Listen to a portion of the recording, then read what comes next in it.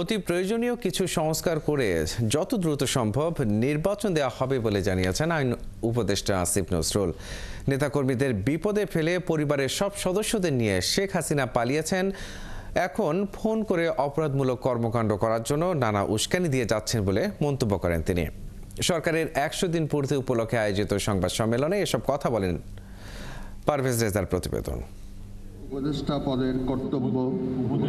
অন্তর্বর্তী সরকারের 100 দিন উপলক্ষে দুপুরে সচিবালয়ে সংবাদ সম্মেলন করেন আইন উপদেষ্টা ডক্টর আসিফ নজরুল। আইন উপদেষ্টা জানান, শেখ হাসিনা তার পরিবারের সদস্যদের সবাইকে নিয়ে দেশ ছেড়ে পালিয়েছেন। তিনি নিরাপদে গিয়ে এখন টেলিফোনে তার নেতাকর্মীদের নানা ধরনের অপরাধমূলক কাজ করার জন্য উস্কানি দিচ্ছেন। এ নিয়ে আওয়ামী লীগের নির্দোষ নেতাকর্মীদের শেখ হাসিনাকে প্রশ্ন করা উচিত বলেও মন্তব্য করেন তিনি।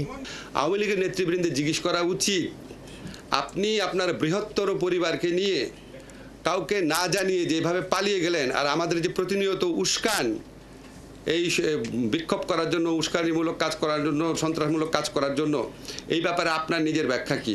উনি উনার ভাগ্নে টাগ্নে তাদেরকে এই সরকার পতনের 2-3 দিন আগে নিরাপদে পাঠিয়ে দিয়েছিলেন কেন? উনি আগে উনার যারা নেতাকর্মী আছে তাদের উচিত উনার পার্সোনাল জবাবদিহিতা চাওয়া। তিনি বলেন, সংস্কার কমিশনের রিপোর্ট পাওয়ার পর রাজনৈতিক দলগুলোর সাথে সংলাপ করা হবে এবং প্রয়োজনীয় সংস্কার করেই দ্রুত নির্বাচন দেয়া হবে। আমরা মোস্ট এসেনশিয়াল কিছু সংস্কার করে যত দ্রুত সম্ভব নির্বাচন দেব। আমরা খালি জাস্ট এই জিনিসটা চাই না যে আপনার আগের মতো কোনো ভুয়া নির্বাচন হোক, আর এটা চাই না নির্বাচনে বিজয়ী হয়ে কেউ আপনার আবার ভুয়া নির্বাচন করার সুযোগ পাক। আইন উপদেষ্টা জানান, হাইকোর্টের বিচারপতি নিয়োগ প্রক্রিয়া নিয়ে আইন করা হচ্ছে।